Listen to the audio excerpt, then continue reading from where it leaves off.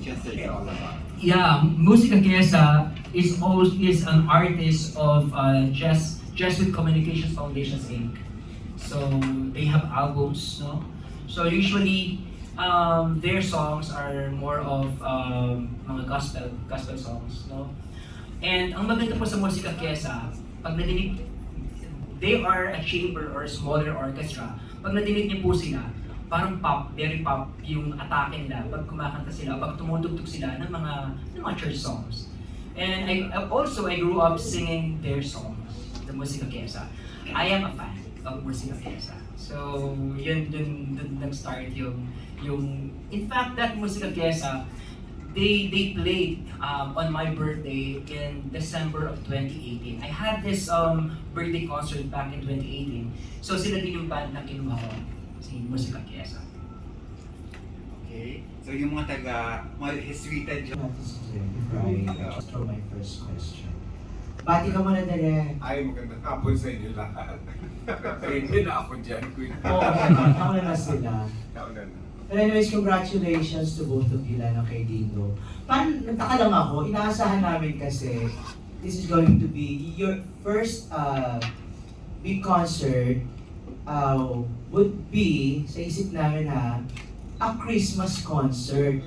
Di ba parang ganun yung mga sinasuggest namin dahil kumanta ka na ng Pamasko ng Christmas song nung sa launching mo. And then parang nagulat nga kami, nagkaroon ka na kaagad ng concert prior to Christmas. Preparation ba to para sa mas malaking concert sa Christmas or just testing water kung okay ba na kumanta ka ng mas malaki yung audience at pay pa o pay pa yung mga pays pa? Regarding po sa Christmas, matagal na rin po namin kasi talagang pinaplano na magkaroon ako ng concert ng October. In fact, September po talaga yung plan.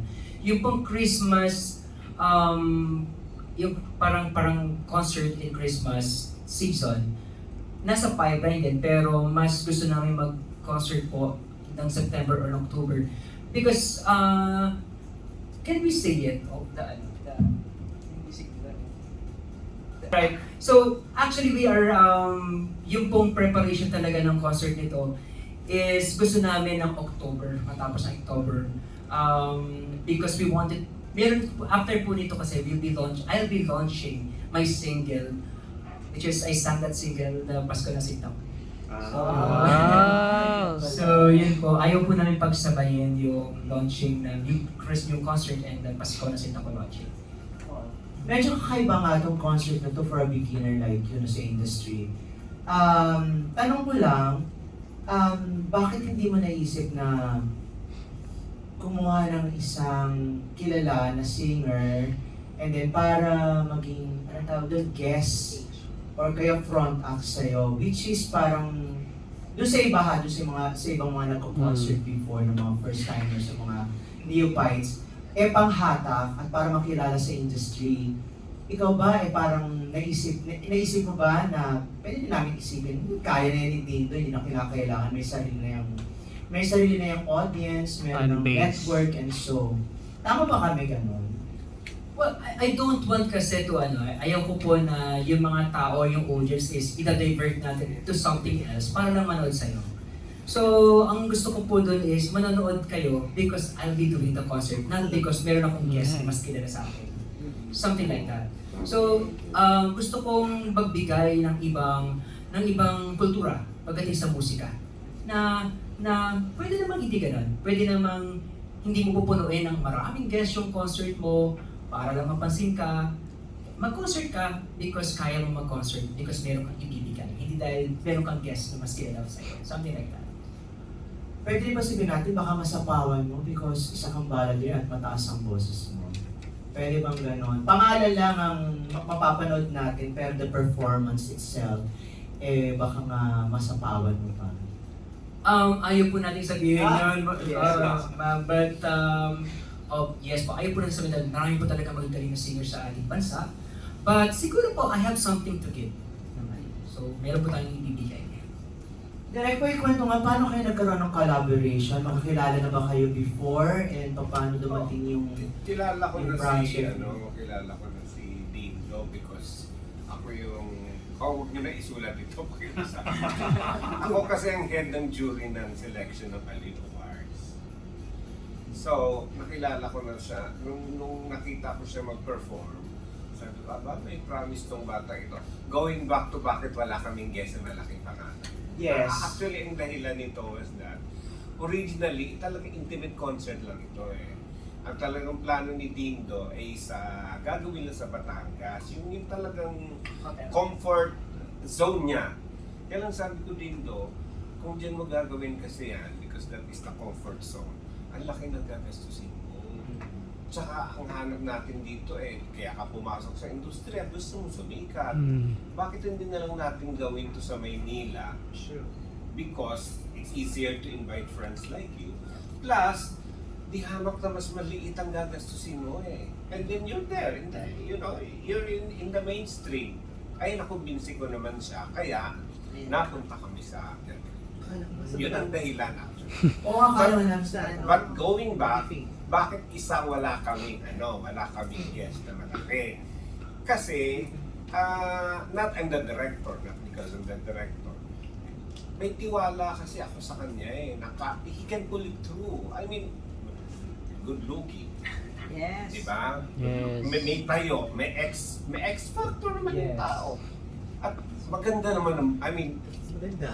let's be frank about it. Bosses. Maganda naman talaga ang boses. Andun na yung complete package. Bakit kung mag-uumpisa? Bakit doon na sa Batangas? Dito na tayo, mas mura pa ang gagastusin. Actually, yun lang Yun lang, economic factor lang talaga.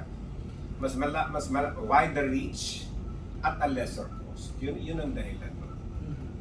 Yes, mukhang hindi naman affected ng inflation yung concert mo dahil sabi mo nga, ang natitiran lang tickets is 20. 20 na Considering lang. na parang yung ibang Sold out. gusto manood mas bet na lang nilang bumili ng bigas, parang ganyan.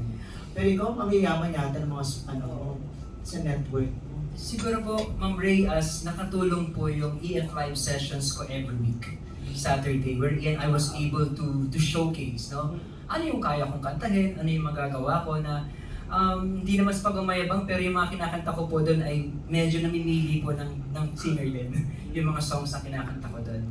And I think yung mga tao po na bumili ng ticket ay naniniwala na So hindi lang to mga tiga Batangas ang manonood sa'yo. hindi po kasi po nagulat nga rin po kami, hindi po namin alam kung sino bumibili ng mga tickets, especially nung first week po. So, may mga bumibili po ng ticket na biglang hindi naman namin kilala. So, nakakatuwa rin po. Last question. Bilang isa kang ballad, tapos mga kinakanta mo, medyo puro mga slow, mga ganyan. Are you expecting fast beat or upbeat songs from you? Meron po. Meron. So yung ibang, at yung sinasabi mong ibang side mo naman na Yes, kaya. po. Para ipakita yung versatility. Yes po, tama po. Kaya hindi ka na mag-macho dancing. Tapos susunod ang concert ako yan. Kaya nga daw. Sa dagdagan ko lang magyayabang lang ako again. Please bear with me. Pwede ko ihambing yung first major concert ni... Hindi niya to alam Hindi niya lang maririnig. The parallelism between his first concert at saka first concert ni Martin Rivera, parehong may strings. I don't know, hindi niya napansin. Pero kanina nakaupo ko doon. Oo nga, no? Ano meron? Paano mo May string section. Kasi usually pag bago, no offense man, pag bago, rhythm lang yan 5-piece band. That is the, hindi naman pangkalahatan, but most of them. Si Martin at saka siya, pareho na first major concert na may string. Ito yun. Kaya yung sinasabi mo, is this slow type? Yes and no, yes, slow type, but may mga ni-rearrange na medyo nagbumilis yung tempo. Kasi nga may strings na siya, kung susundan yung original na areglo, di ba puro ganyan lang. So ang ginawa ng musical director niya, merong upbeat in some songs, but para may konting, Ilang piece po yung orchestra? 12. 12? 12, Wow. yes. Diba? For a Rhythm. Yes, so newcomer, rhythm and Rhythm for a music. newcomer na wala kaming big stars, talagang it's just voice and music. Yung sinabi niya kanina, it's just Bongga. ay, meron pa akong sinabi kay Salvi kanina, it's just pure listening pleasure. Ganun lang siya. Wala kaming moving lights, it's just Oo one nga eh. light for window. Walang bulag, no? Walang bulag, walang effects. Sabi niya kanina, walang mga effects. Effects talagang boses at music lang talaga. Oo. Going back dun sa pinaka-basic. Last question na lang. After nito, open ka for, ang tawag dito, yung concert sa iba't ibang lugar, dadalhin to parang Iikot. Tour. No? Yes. Abroad. For sure, meron May tour. O yung tour, tama, tour. Actually, yun po yung very reason kung bakit pinilit kong magkaroon ng sheets, ng music sheets lahat ng arrangement ko. So, I have gathered all the music sheets, bawat kanta, because dalhin ko man kahit saan yan, kahit sa labas pa ng bansa natin. Yeah. I'll just get somebody else, instrumentalists, to play and they can easily play that concert. Yeah. So meron ka ng areglo. Yes po. Thank you, congratulations! Thank you po. Thank you.